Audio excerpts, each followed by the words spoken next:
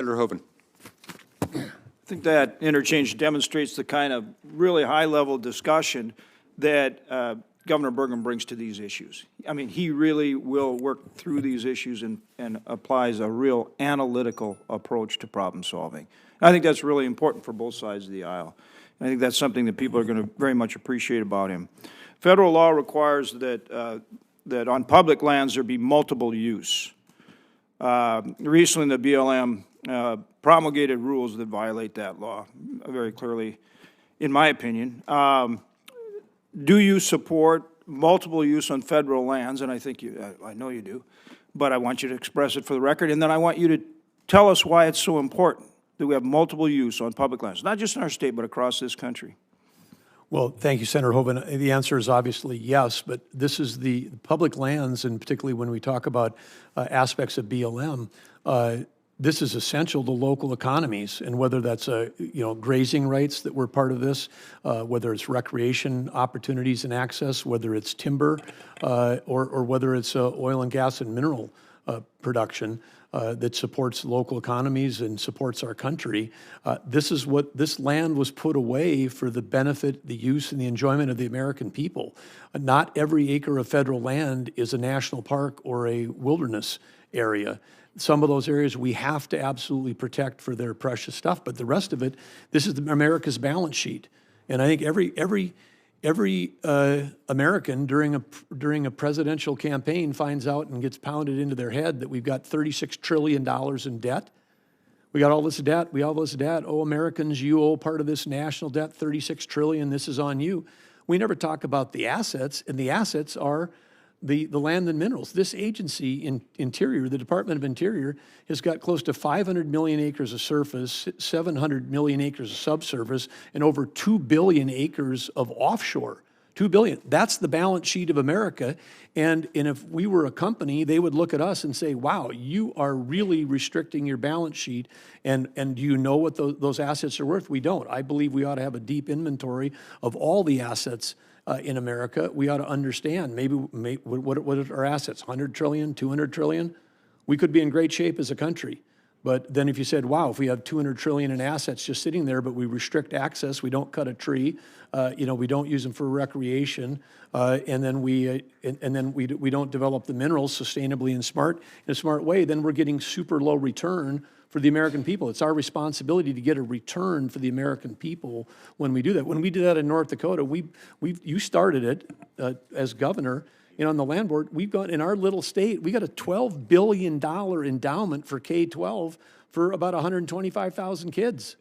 I mean, we got an endowment bigger than most universities in the country for our K-12 system because we learned how to utilize this stuff. And guess what? We still have among the cleanest air, cleanest water, greatest recreation in the nation. This is the time of abundance. We can do all of it. Yeah, and so it really is about working with people in all these different uses. And that's true with working with, in Indian country on the reservations as well, right? Empowering the local tribe, to decide, make those decisions about how they use the land and all the beneficial ways that they can, right? Yes, well, in our state, I mean, MHA Nation, the Mandan, Hidatsa, Rikra, the 3 affiliated tribes, one of the great energy tribes in our country. These guys are, I say, the hardest job in America. It's not being a governor or a senator. The hardest job in America is a tribal chairman, because you get a whole nother layer of federal bureaucracy on top of you. And they show up at MHA and they say, hey, you guys are doing too much flaring. And then they say, well, we wouldn't be if you'd give us a permit to actually do a gas gathering line. So the same government that tells them they can't produce, that they're flaring too much, won't give them the permit to do the thing that we can do in the rest of the state. So they get constrained. In addition to serving as Secretary of Interior, there's also the role as the leader of the National Energy Council, very important.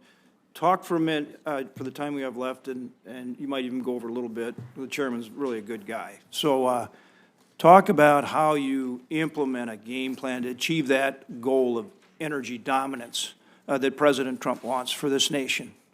Well, again, I think don't want to get caught in making forward-looking statements because the council will be formed by an EO, but I think that the intention, as you can read in President Trump's public statements, he's very simple. He wants to cut red tape. He wants to have more affordable energy for us. He wants to sell energy to our friends and allies so they don't have to buy it from our adversaries. That's how we reduce tensions in the world. And then we've got to make sure that we're doing it in a smart way, because he talks all the time about clean air, clean water. So he's basically talking about the approach that we're talking about here at this committee. This committee will be deeply involved in helping set those policies, but it's an all of above, go get it done, and stop getting in the way of ourselves. And particularly with this AI, the AI battle, people don't understand that what's coming right now with AI revolution, it's going to happen during President Trump's term, where when we have generalized intelligence that we can manufacture, it's going to affect our ability to compete with every other power. And China they permitted more than 2 coal plants a week in the first half of 2023. And they're already the world's largest emitter. So we're competing against someone who's going to create more electricity, produce more AI, and could be how we lose the Cold War with them if we don't get it on. We have to do it here, and we're a country that believes in reclamation. We believe in following labor laws.